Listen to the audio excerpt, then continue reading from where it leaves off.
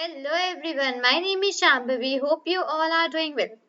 So now basically in the last video we had seen that actually what is a confidence interval, right? We had seen that what actually this term means and basically what are the things that are associated with this term, right? Now today is the turn for seeing that basically how to calculate the confidence interval. So basically for calculating the confidence interval, there are several steps situated, right? There are several steps which we need to follow for like calculating the confidence interval.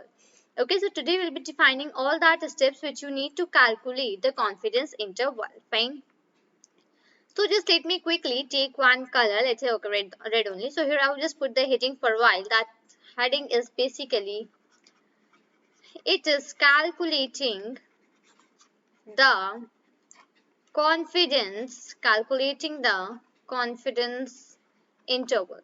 Okay, so this is the topic for today that we are going to discuss, and that is calculating the confidence interval. Right. So basically, we had already seen previously that what is this confidence interval. Let me quickly open that particular file where we had discussed about the same thing. Yeah, right. This was a file, right? We had discussed about the confidence level. Okay, we had discussed about the confidence level and even we had discussed about the confidence interval. Now, basically, how to calculate these things. Basically, I will just let you know that thing today. So just let me quickly open that section number 19. Right. Let's get started with the things for now. So I would just like take a different color right now. It's a black.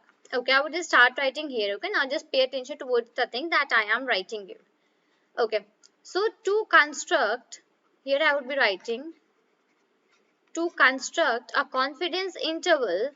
eh, to construct a confidence interval estimate for an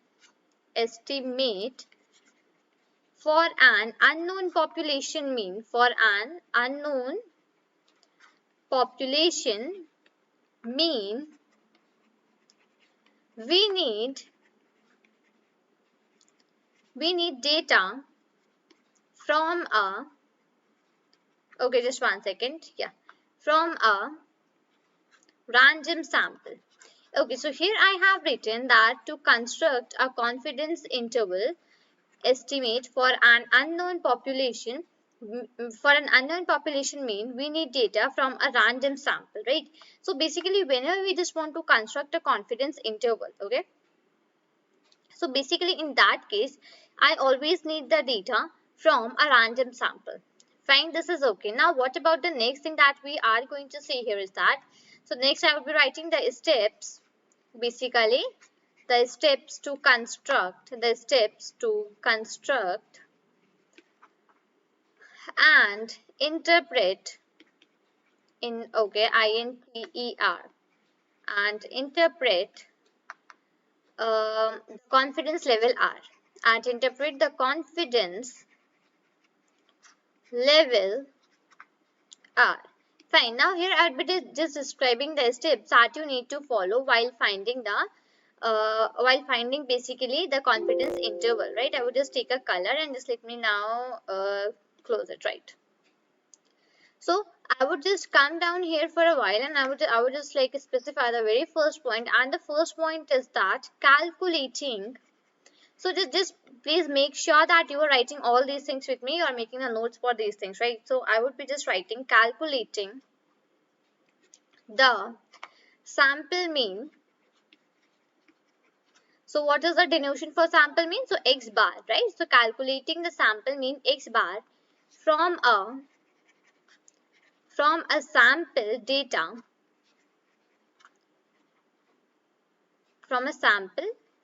So first step is that calculating the sample mean, that is x bar from a sample data.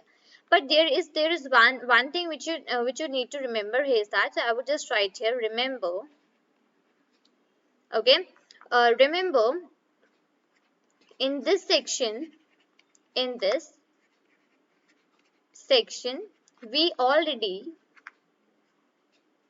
uh, and I would just come down. Remember in this section we already know the population standard deviation, that is sigma, right? So the very first point is that calculating the, just one second, calculating the sample mean x bar from a sample data. Fine. Now this is basically a note which will be following in the whole video for this, and afterwards when we will be solving the question for this, then also we'll be following the same thing. Okay, that is why I just put a note. So like if you just don't want to remember it for now, leave it, no issues with that. Fine. So my very first step is that I need to calculate the sample mean, that is the x bar from a sample data. Fine. Now moving towards my second step. So what does my actually second step says to me? My second step says find the z score, that is z scores. Okay, find the z scores that corresponds that yeah, here I'm just writing that corresponds to the confidence level, to the confidence level. Okay, so this is my very second, this is my second step, that is find the z scores that corresponds to the confidence level.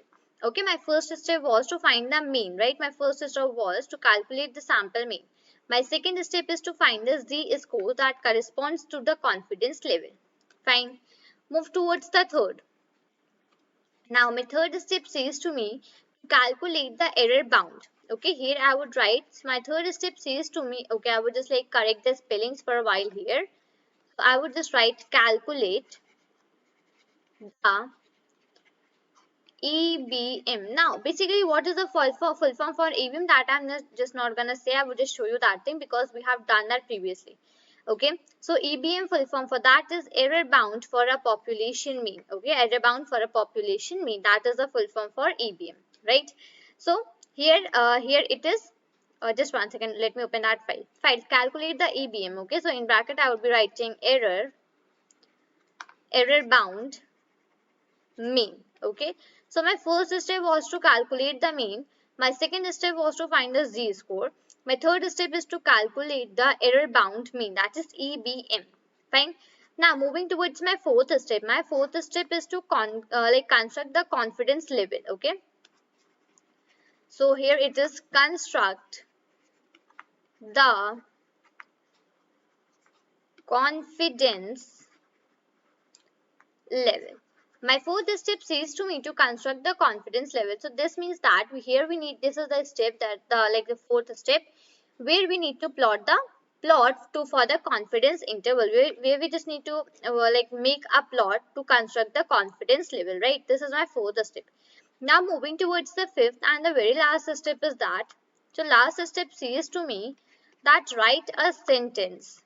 Okay, write a sentence that interprets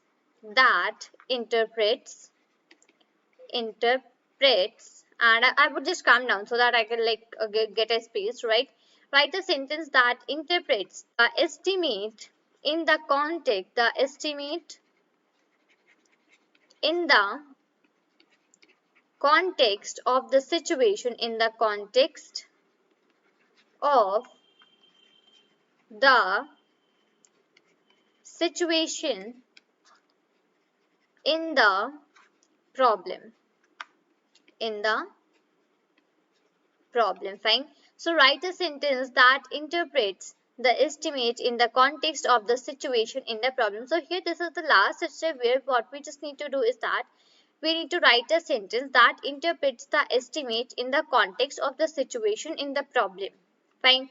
So these are the basically 5 steps which you should follow while finding the confidence level. These are the steps which you will be following. That is, first one is calculating the sample mean, that is x bar from a sample data. So in this step what you basically need to do is that you basically need to find out the sample mean, that is x bar from a sample data, the data whichever you are just getting, right?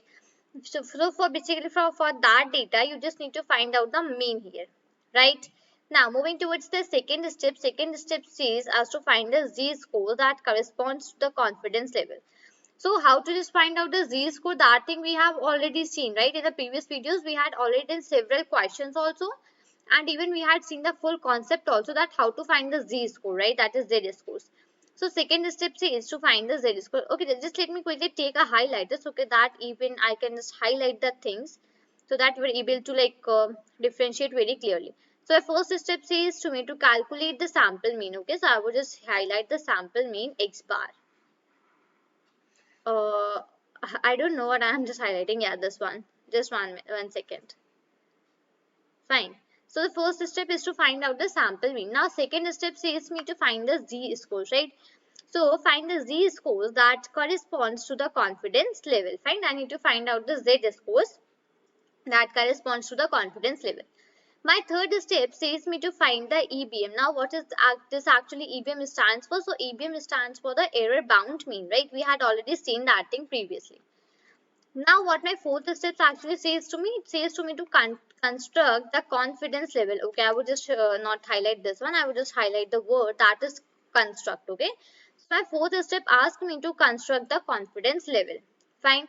And what does my last step says to me? My last step says me to write a sentence that interpret the estimate in the context of the situation in the problem. So my last step says to me to write a sentence. Fine. So these are all the steps which are associated where you can just follow and use all of these steps for calculating the confidence interval, right? So to construct a confidence interval estimate for an unknown population mean, we need data from a random sample. This is the first thing that you should keep in mind, that you need the data from the random sample, right? So here we just completed all the steps to construct and interpret the confidence level, right?